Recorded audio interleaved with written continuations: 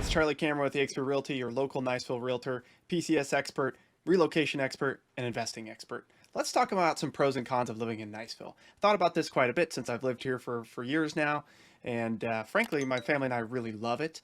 But there are definitely some drawbacks to living here. I'm going to go through some 9 pros, and we'll talk about a few cons, and then I'm going to circle back with one more pro. So stay tuned for that one. It's a big one.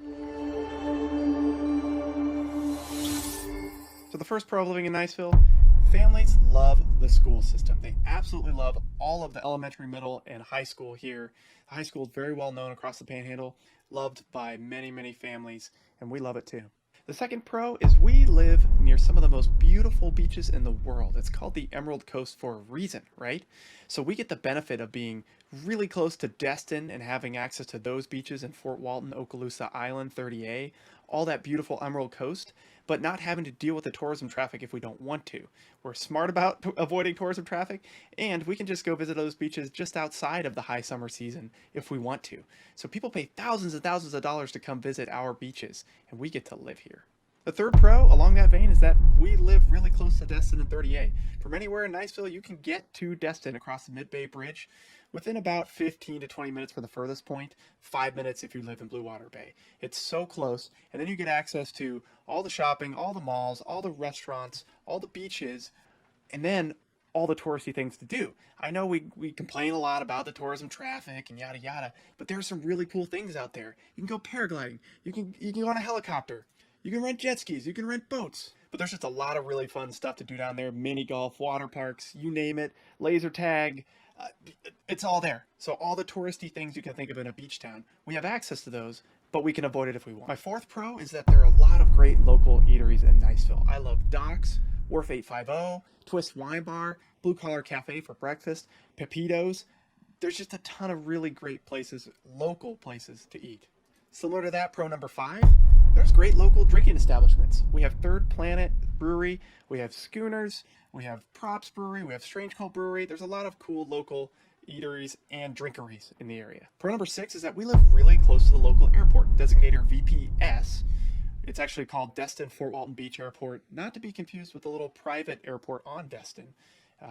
Why they have the same name, I don't know, but Destin Fort Walton Beach Airport, VPS, because technically it's in Valparaiso, it actually shares the runway with Eglin Air Force Base. It's just minutes from anywhere in Niceville, reachable by highway. So it's awesome because we can fly in and out of there to anywhere in the U.S. Now, it's not normally direct flights, although recently we've gotten a lot more Southwest flights and a lot more Allegiant flights, especially in the summer high season. And you can get to a lot of places in the U.S. now by direct flight. But there's also the big Delta and American flying to those hubs as well. So you're really not limited in where you can go. Though pricing, of course, fluctuates throughout the year. A little cheaper in the summer, more expensive in the off season. Pro number 7 about Niceville is it's got that really familial hometown feel. You know exactly what I'm talking about. It's the kind of place where people know each other. Neighbors wave to each other and help each other out. Everyone cheers for the high school sports teams and attend the football games. It's really got a feeling to it where you feel safe and you feel like everyone is part of your family, even if you've not met before. It was really refreshing moving here because I've lived in quite a few places where neighbors don't wave to each other. It's just a rat race. People don't enjoy each other's company. This is the exact opposite of that. And I haven't really felt this way since I lived on base as a kid in middle school. It's been quite a while since then, and I finally feel like I have that hometown feel and I feel at home here. Pro number 8, they love the military here. Can't get enough of it. There's jet noise all the time. There's explosions from the EOD range blowing stuff up. Half the population is active duty veterans or retirees, a ton of retirees here. And so we love the military. We just love it.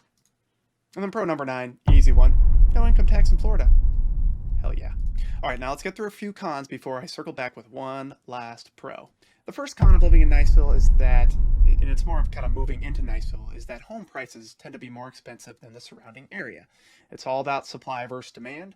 There's just not a lot of new build going on. There's not a lot of places to build, except for Deer Moss Creek in Niceville. So, home prices compared to Crestview, Fort Walton, Mary Esther, Freeport, Choctaw Beach, that entire surrounding area, Niceville tends to be more expensive, especially as you go east towards Blue Water Bay and closer to the Mid-Bay Bridge. Con number 2 is homeowners insurance costs. This is more of a coastal Florida thing than a Niceville thing. It's just more expensive to live near the coast where you can potentially have hurricanes. So your insurance costs, if you're coming from the Midwest or the East, anywhere not near water, not near earthquakes, not near wildland fires, you're going to be surprised by insurance costs because we have hurricanes.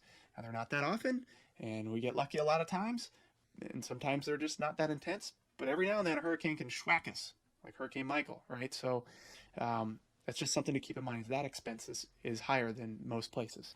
The third con is that there's not very many dine-in mainstream restaurants.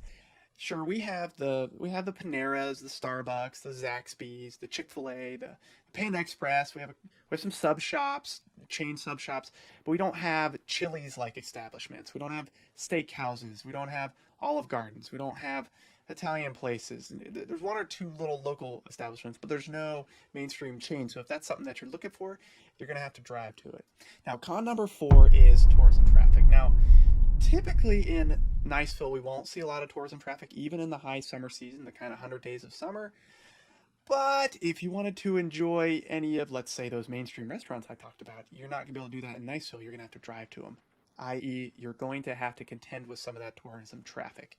So if you want to enjoy some of the summer activities, or you want to enjoy some of the things you can't get in Niceville, you're going to have to deal with tourism traffic. So it's a con that a lot of times we do have to put up with. Con number 5, I guess, is my bougie mom side coming out, but we don't have a Target.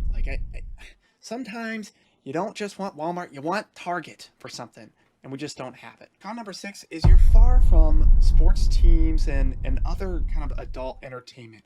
And now there's a performance arts center, the Maddie Kelly Center, but you have to travel to Pensacola or Panama City Beach for any like real events, live events, beer fests, concerts, sports team events, hockey, you name it, you're going to have to travel for it. Con number 7, similar to that, is there's not actually a lot of kids entertainment in Niceville itself. So yeah, we got an ice cream shop with a small arcade attached. We have a cool children's park we like to visit, a couple other small things, but there's not a lot of built-in entertainment for kids. But we're coming up to a pro that solves a little bit of that in a minute. Number 8 is there's no movie theater. There's just not. So if you want to see a movie in theaters, you're going to have to get out of Niceville to do that. So that brings me to my very last pro number 10. While we talked about a lot of establishments we didn't have Targets, we didn't have mainstream steakhouses, we didn't have entertainment for kids, we talked about a lot of those cons. We do have that and more within a half-hour drive. You can get to a lot of that stuff in Destin and in Fort Walton Beach. So luckily, we can kind of get there if we want to. There's even a zoo in about an hour away from here, which is pretty cool. And then one in Crestview about 40 minutes away, which is decent as well. So luckily, we have all those establishments. You just got to be willing to fight a little bit of traffic and drive to them. If you have any questions at all about the area, or if our real estate team can help in any way, please reach out to us below. If I missed any pros and cons, comment below. Please like and subscribe. See ya.